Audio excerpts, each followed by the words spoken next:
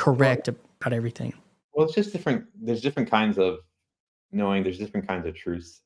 Not all of our world, and this is hard for me coming from a mathematics background to say, but not all of our world is scientific, like knowable with the scientific system. And I think that this kind of gets back into a little bit of the spiritual journey that we're going on here, or that I went on, which is, after my intense scientific materialist atheism period, where I, just tried to sin as much as possible to see what that would be like. I kind of got into Buddhism, and so when I encountered Jordan Peterson, and he spoke to me, because I think I became convinced of the truth of like the phenomenological point of view. And I hate using 5-syllable words, but I don't know a better word for it. And the idea of phenomenology is just that the most true thing is not atoms. The most true thing is consciousness. Like the most solid thing that we know is that we are experiencing the world. So if you rework your philosophical system so that your awareness is at the foundation of your reality, because for me to know about atoms, first the idea of someone has about an atom has to come into my consciousness. Like atoms, therefore, cannot be more fundamental than my consciousness. If there's no one to perceive the idea of atoms, then the idea of atoms do not exist. And our picture of what atoms are isn't even like completely accurate. Like the symbol that we use to describe them. Yeah, and our understanding of that's continued to evolve over time.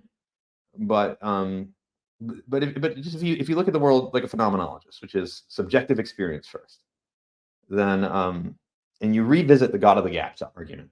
So the God of the Gaps argument is that we used to not know how lightning worked. And then, so we said it was the gods. But then we learned how lightning worked. We could reproduce it in the lab under certain conditions.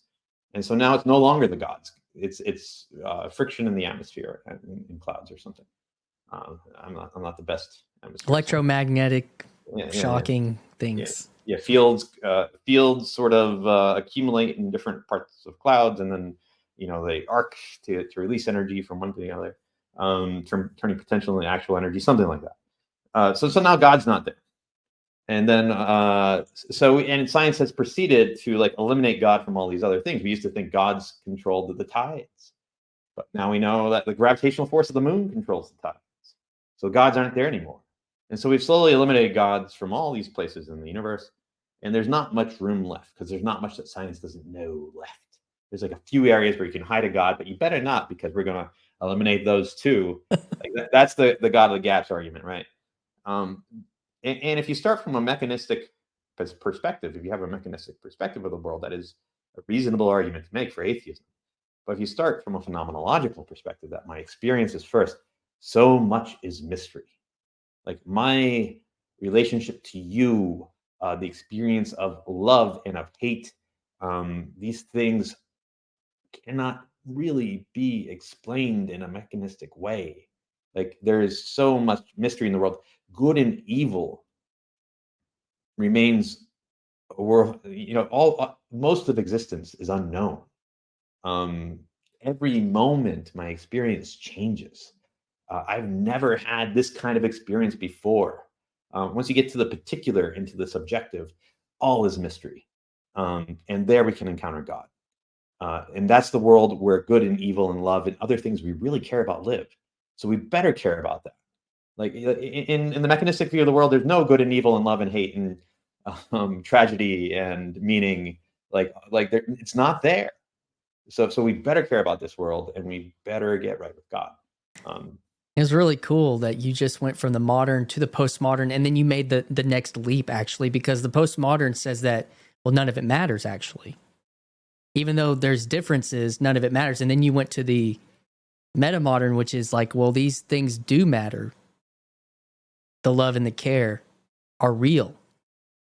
And then we have to figure out, and in some ways construct or find places that are already constructed to exist within those things. I thought that was really cool what you just did. Thank you.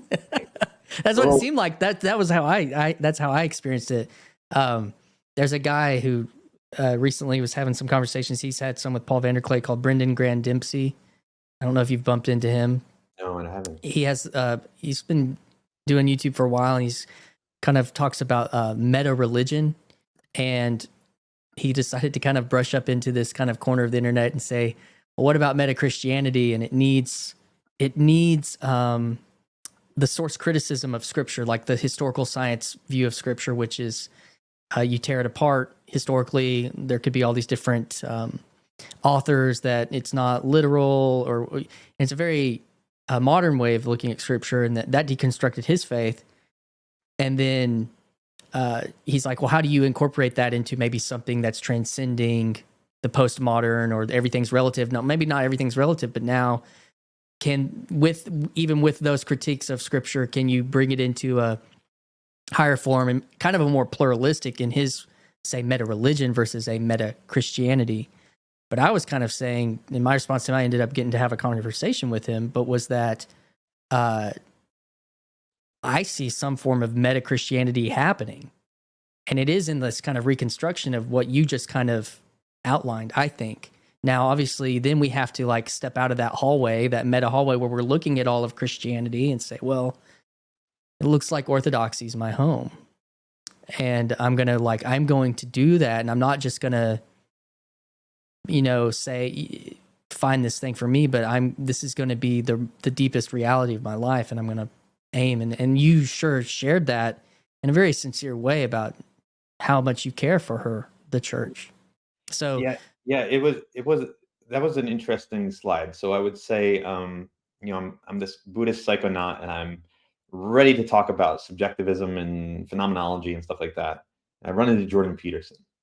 And I have not been super hostile. I'm no longer hostile to Christianity. I've been reading some Christian things, or willing to go to church with my friends and stuff. Thanks to my Presbyterian pastor buddy and some other people in my life. And so I'm listening to the Jordan Peterson biblical lecture series, and he's kind of bringing about Christianity in this way, where he's talking about, well, what's the subjective reality of the idea that you make a sacrifice to God to improve the future, like in the Cain and Abel story, or is the Israelite sacrificial sort of system, like isn't like the idea of sacrifice like deeply ingrained into how we experience reality, like giving up something we value now for a higher good or a later good, and just various ways of like reworking the Christian narrative in this postmodern way, such that it makes sense to postmodern people like myself. I started really being willing to reapproach the Bible, and I started reading the Bible again. And I like to like take acid and read the Beatitudes. I thought that was pretty fun. Damn. On acid. I had like this rainbow study Bible, so it would like highlight verses based on like thematically with different colors, and it was just kind of fun to look at on acid. So I'd like take acid and read it. And I'm jealous. yeah. Well, there's a difference between like growing up into a godless hippie and like you've been Christian your whole life. Like, you've had to be good for a long time, and I've got to come in at like the 6th hour. I didn't have to work in those first 6 hours, and now I'm getting down to work. Where am I going with Jordan Peterson, postmodernism? You start reading the Bible again. Start reading the Bible again. Oh yeah, I wanted to talk about how I encountered what it was like to encounter the Orthodox Church and all this, and the experience of like becoming part of something, to make the leap from being this like guy that's open-minded and like likes some Christianity, but also likes going to Buddhist things, and also likes taking face-melting mushroom doses at Burning Man. Like, how do I go from all that to being an Orthodox Christian? That was a very interesting experience, and I think something that I think a lot of people would have curiosity about, because I think there's a lot of people that are like, oh, I'm this open-minded guy who's now finding a little bit of tidbits in Christianity, but I could never believe in the Christian faith. Like, how do I get to the point of the belief? Joining? Those things were equally as repulsive to me. Belief, faith, and joining something, not what I had signed up for. But I went to an Orthodox monastery because I was a Buddhist. I liked Buddhist monasteries. I found that they were very powerful institutions, that they were peaceful, that they gave me a chance to step outside of this like noisy, chaotic, and fallen world that we live in into something that was aiming for something a little higher. I'd get a vision of a better life. And so I'm like, well, sure, I'll give an Orthodox monastery a shot. And that was my first encounter with Orthodox liturgy. I can't believe they let me stay as a non-Christian at that time, but they let me come and stay for a few nights. And it's a beautiful place. It's in the middle of a desert valley in New Mexico. They have liturgy at 4 a.m. So I'd have to wake up at 3:45 and trudge out across a dusty dirt path up to the church. It's lit entirely by candlelight in the church, and so I never had the experience of like lighting. I love candles, but like a whole room lit by candlelight, like to feel like how that warm glow gets brighter and brighter if you have like 10 candles or like 100 candles burning. Like you can light a room pretty good with 100 candles, but it's a different kind of glow in the pre-dawn dark. It's surrounded by icons, like you feel like you're living in the Bible, basically. Like you're surrounded by all these images, and then the music, of course, is very beautiful and some of the most beautiful things I've ever heard. And so, and then when I was there, the abbot, I talked with the abbot, and he's kind of a funny, sarcastic guy. Reminds me of maybe we had some personality quirks in common. And he was a Hare Krishna when he was a teenager before he converted to Orthodoxy. So I'm like, well, as a Buddhist, I can kind of relate to a Hare Krishna. And he gave me a book by Father Sophrony, who is an Orthodox monk, who founded the first Orthodox monastery in England post-schism in the 1960s. And oh, wow. So Father Sophrony is a big deal. He's a saint now. He wasn't at the time. But he gave me this book by Father Sophrony. It's called His Life is Mine, and it had like Jesus on the cover. And I just thought, this thing must be so boring. I'm never going to read this. But I left the monastery, came back to normal life, and I think the summary of all of this is that I entered into the life of the church, and like I entered into relationship with the church, and it started slow, and like that relationship came before belief. Yeah. So I'm like giving a lot of details, but I think that's the thing. Like I did read that book eventually, and I love the way Saint Sophrony talks. Saint Sophrony himself briefly left Orthodoxy for Buddhism when he was a teenager, and he talks with a very existential voice that was appealing to me. Then I started going to an Orthodox church in Berkeley, California, and I found it really fed my soul. Like, I don't know, I just felt better if I went to church on Sunday than if I didn't.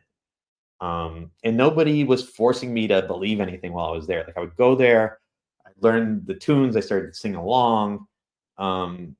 Even eventually, like I started to say the creed when they said the creed. Like maybe I would, maybe I didn't. I'm like, let me try saying the creed. Let me try the creed on. I think that's cool. Let's try it. And I felt embarrassed. Like it felt a little like, should I not be doing this? But the thing is that nobody pushed me, and they let me just go at my own pace and let me fall in love with the church. And that was really how the process went. And I grew to trust in what I was learning. Not like from a propositional thing, but like, if I live the way Christ wants me to live, it's better. This is a true description of what goodness is. Like the gospel, the life of Christ is a true description of what goodness is. The Sermon on the Mount, as paradoxical as it is a true description of like the ideal of human moral behavior. Like I began to believe these things. And so when it came time to say, like, I believe in, that Jesus suffered he was suffered for us. He was crucified for us, and died and buried. And was buried. He rose again. He descended into hell. He rose again from the grave. He ascended into heaven. But yeah, born of a virgin. All these things. Yeah. I was like, well, I guess so. 'Cause that's part of the whole thing. Like, it doesn't work if I don't say those things. Like, right? I just believe like this is the highest example of human moral behavior that's ever been written. I don't believe those other things. I don't know. It just felt like it kind of all went together. And it felt like coming out a little bit. Like it felt embarrassed. It felt like I was in conflict with my past social identity. Like people knew me as this Buddhist scientific guy who was like very rational. And now like I'm going to church and I'm saying Jesus Christ is God. That's like not cool. I like was involved with a whole bunch of stuff in the Bay Area, and at one point, I considered myself bi, although never lived that way. But sort of introspecting on what kind of things would please me, and but thankfully, I never got to the point of like really coming out that way. But I thought about coming out and what it would feel because I was encouraged to. And then, coming out as Christian is like, I feel like that's a similar experience where you feel that destruction of your social life and like this radical reorientation. It takes courage. It feels strange. You're definitely like losing the old person and becoming some new one. It's terrifying, but it was a slow process. It was a slow process. I don't know that I've done justice to all these thoughts I've had, and I probably should have used fewer of them. And no, man, it's one of these lovely phrases I picked up from Jordan Hall, who he picked up, I guess, from like being connected to the Polynesian culture, is like talking story. That's what we're doing, and it's not a perfect art form. It's not necessarily precise, but like the meaning there were a couple of thoughts that I had listening to that was, I also felt like a year ago that I needed to come out on social media as a Christian. Like you said, I've been a Christian a long time, and that journey's been complicated by, I had kind of existential questions about how did it get to the point of destroying my life and what it meant to betray my vows and betray God and betray this congregation and all these things. And so, but, if the prodigal managed his life well, maybe he would have never come back. Yeah. So the questions of hearing your story, of it being slow, that it happened through the doing more than the knowing. Yeah. And I think we are so outpaced in our knowing. And that's even that combinatorial explosiveness. Like we can't know all the facts, but we are told we're supposed to. We're supposed to be experts on geopolitical, goings on, and economics experts and mathematic experts and technology experts and healthcare experts. We're all supposed to be experts now.